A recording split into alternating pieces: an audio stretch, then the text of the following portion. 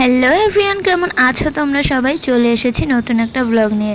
দেখতেই পাচ্ছ আমি রাস্তার মধ্যে দাঁড়িয়ে পড়েছিলাম। তার কারণ হচ্ছে আমি একটা দোকানে মাটির কতগুলো ঘট দেখলাম, মানে লক্ষ্মীর ভাঁড় বলে যেগুলোকে, পয়সার ঘট বলে, তো সেগুলোই একটা 35 টাকা দিয়ে কিনে আনলাম। ছোটোবেলায় তো এগুলো 10 টাকা 15 টাকা তার কমেও পেয়ে যেতাম। যাই হোক, কিনে তো নিয়ে বাড়ি চলে এলাম, কারণ আমি যে ঘরটাতে পয়সা জমাই সেই ঘরটা প্রায় ভর্তি হয়ে গেছে, মানে আর হয়তো পয়সা ঢুকবে না। তো তাই ভাবলাম আগে থেকেই একটা কিনে রাখি। আমি ভেবেছিলাম আমার ঘরটাতে পয়সা জমাতে হয়তো সারা বছর লেগে যাবে, কিন্তু ভগবানের কৃপায় আমার ঘর বছর ঘুরতে না ঘুরতেই ভর্তি হয়ে গেছে। জন্যই ভাবলাম আর একটা ঘট আগে থেকে কিনে রাখি, ওটাই আর ক টাকাই বা ধরবে, আর হয়তো 2 কয়েন ঢুকানো যাবে, তাও যাবে কিনা সন্দেহ। তার জন্যে আসার পথে, মানে আঁকিয়ে আসার পথে একটা মাটির ঘট কিনলাম। চাইলে প্লাস্টিকের কিনতেই পারতাম, প্লাস্টিকেরগুলো 10 টাকা 20 টাকাতেই হয়ে যায়, কিন্তু আমার মাটির ঘট দেখতেই সুন্দর লাগে। আর মাও বলছিল মাটির ঘটগুলো কিন্তু দেখতে খুব সুন্দর হয়, মাটির কিন্তু অনেক রকমের ভ্যারাইটি ঘট হয়, কিন্তু আমি এটাই কিনলাম কারণ আমাদের এখানে এটাই পাওয়া যাচ্ছিল। আর এখানে দেখো সবাই মিলে পয়সা গুনছে। তার কারণ কি বলো তো? রিয়ার কাছে আমি বেশ কিছু টাকা পাই, মানে ও আমার থেকে নিয়েছিল, কখনো হয়তো কোথাও গেছি, ও শর্ট পড়েছে, আমার থেকে নিয়েছে 50 টাকা 100 টাকা এরকম করে। তো তাই আমি রিয়াকে বলেছিলাম যখন তোর কাছে অনেকগুলো 5 টাকা 10 টাকা বা 20 টাকার কয়েন হবে, তখন তুই আমাকে একবারে 100 টাকা বা 50 টাকা হলে একবারে দিস। আর আমিও এমনি লোকের কাছে যখন দেখি কয়েন আছে আমার চেনা পরিচিত, কেউ বলি যে আমি তোমায় নোট দিচ্ছি, কয়েনটা আমায় দিয়ে দাও। তো সেইভাবেই রিয়া আমাকে বললো ওর কাছে 100 টাকা মতো হবে। আমি বললাম দে, তাহলে নতুন ঘটে ঢুকাই। আর এই 5 টাকাটা দেখো ঢুকছে না, মানে পুরনো 5 টাকা যে মোটা মতো ঢুকছে না, ঘটের মুখটা এতটাই সরু। তো তাই ভাবলাম যে পরে ওটাকে ঢুকাবো, আগে ছোটোগুলো ঢুকাই। আর এখানে দেখো একটা ঘটে কজন মিলে পয়সা ঢুকাচ্ছে, আমি, রিয়া, জেঠি, পাঁকু সবাই মিলে।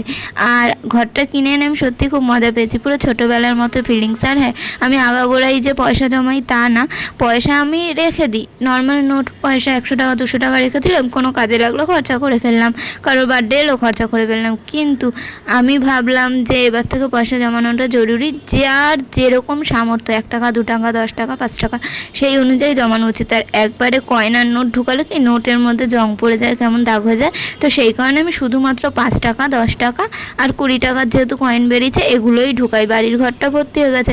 আর দেখো ঘরটা তো কিনে এনেছিলাম, দেখতেই পেলে কীরকম রং চটা কীরকম একটা ছিল, তাই ভাবলাম নিজে একটু কারুকার্য করে ওটাকে সুন্দর করে তুলি। তো তাই রং করতে বসে পড়েছিলাম, ডিজাইন করলাম। কিভাবে কি করেছি সেটার একটা ফুল ভিডিও তোমাদের সাথে পরে শেয়ার করবো। আর দেখো আঁকাতে যাচ্ছিলাম বিকালে, এই ছোট্ট কুকুরটা, ছোট্ট না বড় জানি না, সাইজ ছোট্ট, আমার দিকে ঘুরে ঘুরে তাকাচ্ছিল। তো ভিডিও তুলতে গেছি তখন দেখি হেঁটেই চলে যাচ্ছে। তো যাই হোক, আঁকানোর বাড়ির সামনে তো চলে এলাম, এবার আমাকে আঁকাতে হবে। তো এই বাড়িতে আসলেই আমাকে মাঝে মধ্যে, মানে ম্যাক্সিমাম দিনই কিছু না কিছু খেতে দেয়। আর আমি উপরে চলে এলাম, এই যে ব্যাগ নিয়ে এসেছি কেন জানো তো? আমার যাওয়ার কথা ছিল ফাল্গুনিদের বাড়ি, তো ভাবলাম ব্যাগটা নিয়ে যাই, পয়সা টয়সা হেডফোন এগুলো রাখার জন্যে। তো পরে ওটা ক্যান্সেল হয়ে যায়। আর এখানে দেখো স্কুলের কিছু কাজ দিয়েছিল, সেগুলোই ওকে করাতে হয়েছে। বাকি বাড়ি ফিরতেই দেখলাম এই দৃশ্য। কি রান্না হচ্ছে রাঁধুনি? ও ম্যাগির ঝোল। আমি ম্যাগির ঝোল খাই না, ভাজা খাই। ভাজাই যখন খাবি তা এতখানি খাওয়ার জল নষ্ট না? জল টেনে কি আনিস তুই? জানিস কুটনি দাঁড়িয়েই যাচ্ছে, কে নাড়ায় রে এতক্ষণ?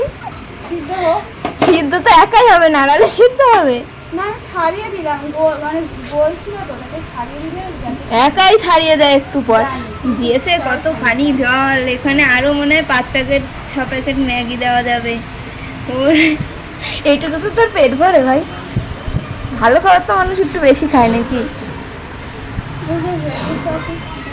গোতে ওই ওরে ওরে ওইটুকুতে কি হয় ভাই? মানুষ একটু আলু দিল বা আরো কোনো সবজি দিল তবে না বেশি বেড়ে যায়, না বাড়ানোর জন্য জিনিসটাকে।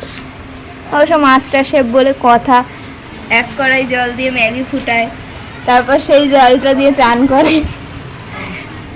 এখন রান্না করতে গেলে হাত ধোয়ার জল দিতে হয়, এটা কিন্তু স্পেশাল, মানে হাত ধোয়ার জল না দিলে রান্নার টেস্ট হবে।